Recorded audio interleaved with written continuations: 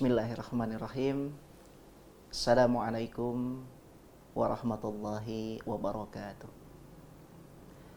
Alhamdulillahilladzi nazzalal furqana ala abdihi liyakuna lil alamina nadhira.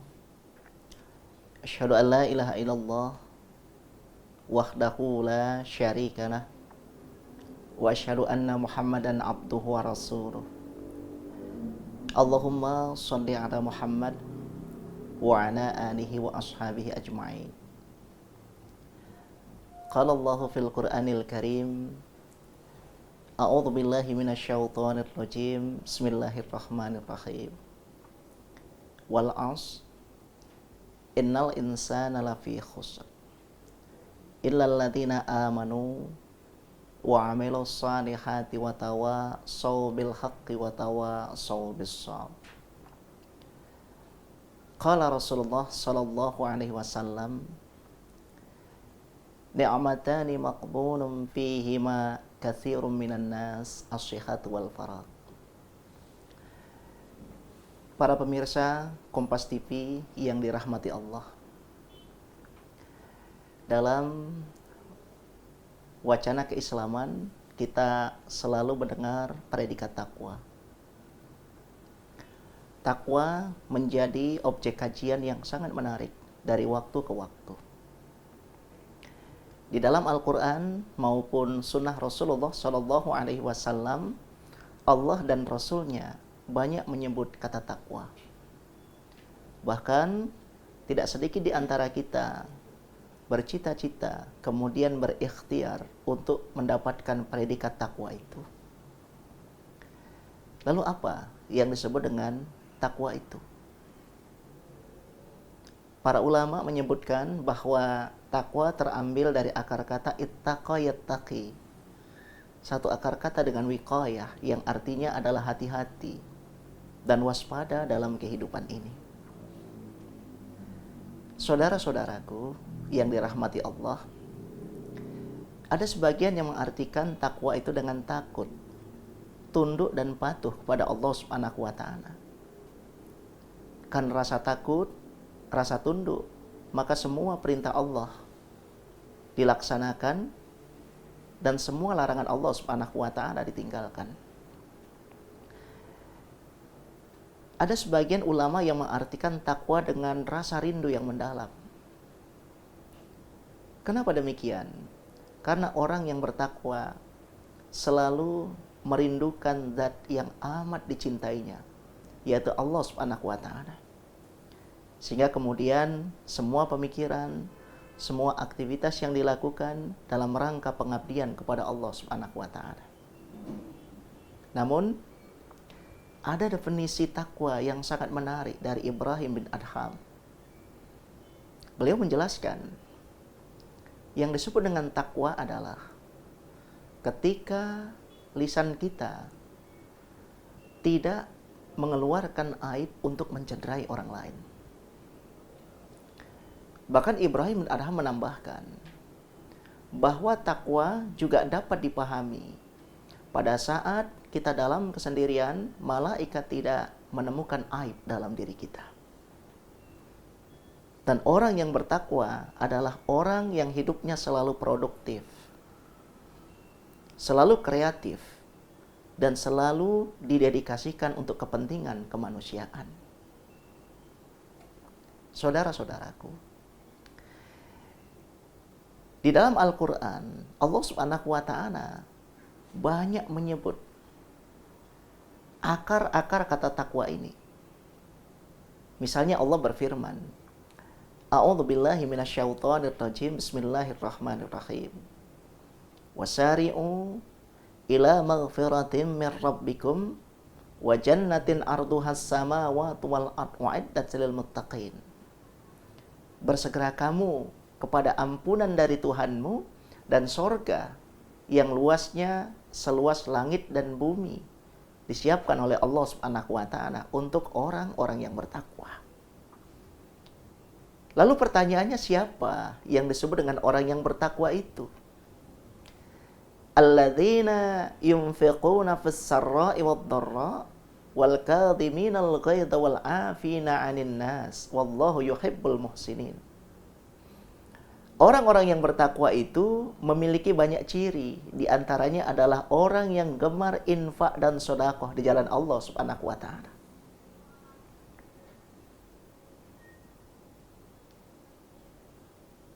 Wal kadhiminal ghaidha. Kemudian orang-orang yang bertakwa adalah orang-orang yang selalu mengendalikan amarahnya. Marah merupakan sesuatu yang sangat penting, tapi harus kontekstual dan proporsional. Seseorang yang dalam dirinya tidak ada jiwa marah, maka sebenarnya harus diperbaiki. Demikian pula seseorang yang di dalam jiwanya, di dalam dirinya penuh rasa marah, ini juga harus diperbaiki. Marah harus kontekstual, tapi kemudian harus dikendalikan secara baik. Wal 'afina 'anil nas. Kemudian ciri dari orang bertakwa yang selanjutnya adalah orang yang selalu memaafkan orang lain. Saudara-saudaraku, maaf dalam ayat itu diungkapkan dengan kalimat al-afina. Satu akar kata dengan afwan, yang artinya adalah menghapus tanpa bekas.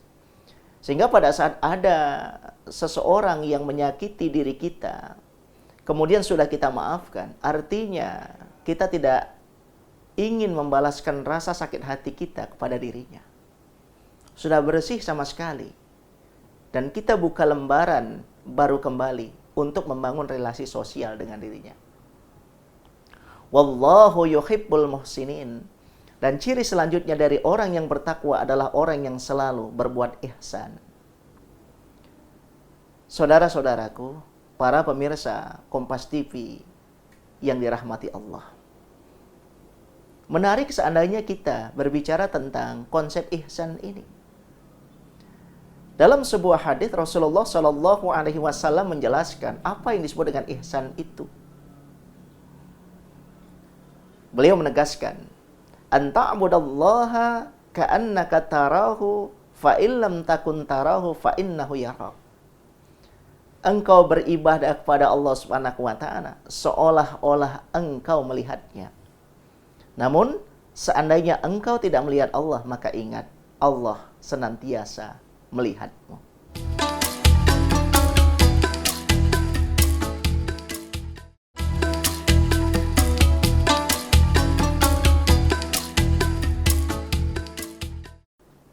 Ihsan sebagai ciri takwa menjadi sesuatu yang sangat signifikan dalam konteks kehidupan kita dan dalam konteks kita membangun relasi sosial dengan sesama umat manusia. Ihsan mengajarkan kita untuk bersikap tulus dalam hidup ini. Bahwa segala sesuatu yang kita lakukan hanya untuk menggapai ridha Allah Subhanahu wa taala, kendati pun misalnya luput dari catatan manusia. Saudara-saudaraku, para pemirsa Kompas TV yang dirahmati Allah. Namun ada lagi definisi ihsan yang sangat luar biasa. Dan ini disampaikan oleh Syekh Nawawi Al-Bantani. Beliau mengatakan, laisal ihsana antahsana ila man ahsana ilaik dzalika mukafa'ah. Yang disebut dengan ihsan itu bukanlah engkau berbuat baik kepada orang yang baik kepadamu. Itu namanya mukafa'ah. Impas, seimbang. Innamal ihsana antahsana ila man asa'a ilaik. Yang disebut dengan ihsan itu adalah engkau sanggup berbuat baik kepada orang-orang yang berbuat buruk kepadamu. Maka ada seorang ulama yang mengatakan bahwa ihsan itu sebenarnya kualitas manusia yang sangat tinggi. Ihsan satu akar kata dengan hasan, satu akar kata dengan hasanah. Hasan, hasanah banyak disebut di dalam Al-Quran. Misalnya, wa minhum may yaqulu rabbana atina fid dunya hasanah wa fil akhirati hasanata wa qina adzabannar. Saudara-saudaraku, sehingga dengan demikian takwa itu bukan konsep yang mengawang di langit. Takwa itu bukan konsep yang bersifat normatif. takwa itu bermuara pada kepentingan kemanusiaan. Sehingga kemudian takwa itu sejalan dengan misi dari dinul Islam ini, yaitu ilahiyatul masdar insaniyatul mautu. Islam sumbernya dari Allah Subhanahu wa taala, namun muaranya untuk kepentingan kemanusiaan. Takwa juga seperti itu. Namun tidak berhenti sampai di situ, saudara-saudaraku. Orang-orang yang bertakwa adalah orang-orang yang memiliki karakteristik modern. Karakteristik modern itu ditunjukkan dengan bagaimana keberanian dirinya untuk melihat berbagai macam kelemahan di dalam dirinya. Ini yang disebut dengan muhasabah atau introspeksi diri.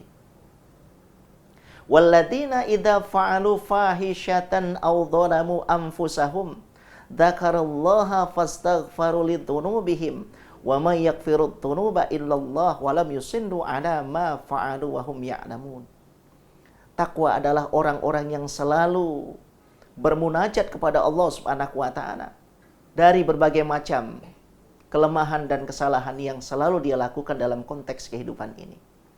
Baik kesalahan dan kelemahan kepada Allah Subhanahu wa taala, kelemahan dan kesalahan kepada sesama umat manusia, maupun kelemahan dan kesalahan pada saat ia membangun relasi dengan alam sekitarnya.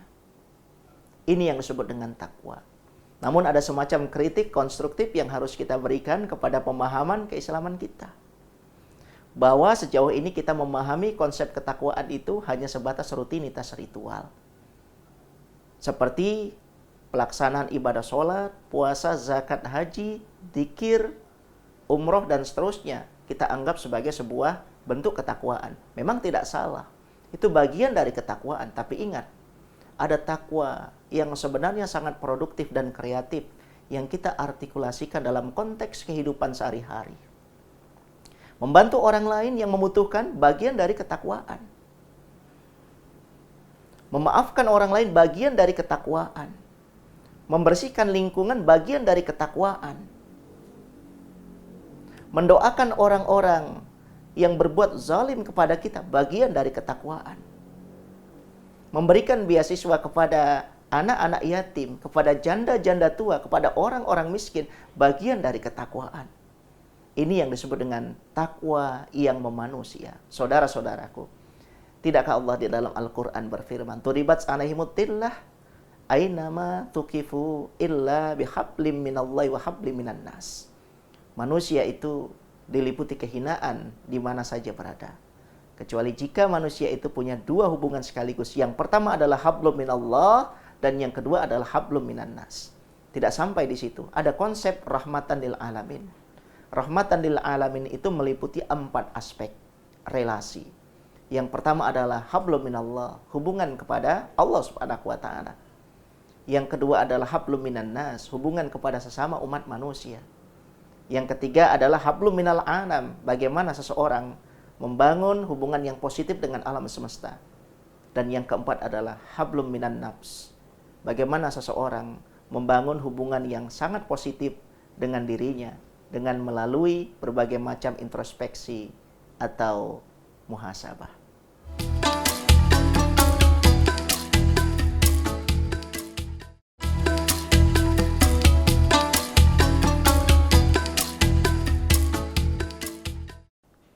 Saudara-saudaraku, para pemirsa Kompas TV yang dirahmati Allah. Bahkan misalnya kalau seandainya kita merujuk kepada firman Allah Subhanahu wa taala yang lain, kita akan melihat takwa itu secara komprehensif. Tak hanya terkait dengan persoalan batin atau keimanan. Tak hanya terkait dengan persoalan ritual yang kita laksanakan, tapi juga terkait dengan persoalan bagaimana atensi kita kepada orang-orang yang sangat membutuhkan dalam kehidupan ini. Laisal birra an tuwallu wujuhakum qibalal masyariqi wal maghrib. Walakinnal birra man amana billahi wal yaumil akhir. Wal malaikati wal kitabi wan nabiyyin. Wa atal mala ala hubbihi dawil qurba wal yatama wal masakina wabnas sabil wasailina wa fir riqab wa wa aqamas salata wa ataz zakata wal mufuna bi ahdihim idza ahadu was-sabirina fil ba'sa'i wat dharra'i wa hinal ba's ulaikal ladzina shadaku wa ulaika humul muttaqun. Saudara-saudaraku, para pemirsa Kompas TV yang dirahmati Allah, dalam ayat itu jelas Allah Subhanahu wa taala menguraikan tentang konsep takwa yang memanusia. Tidak hanya terkait dengan persoalan keimanan, tapi juga terkait dengan persoalan ibadah ritual. Tak hanya terkait dengan persoalan ibadah ritual, tapi terkait juga dengan persoalan bagaimana orang yang bertakwa itu mendistribusikan kasih sayangnya kepada orang lain. Lewat infak, lewat sedekah, kemudian lewat zakat. Tak hanya itu, orang-orang yang bertakwa juga adalah orang-orang yang selalu melakukan mujahadah.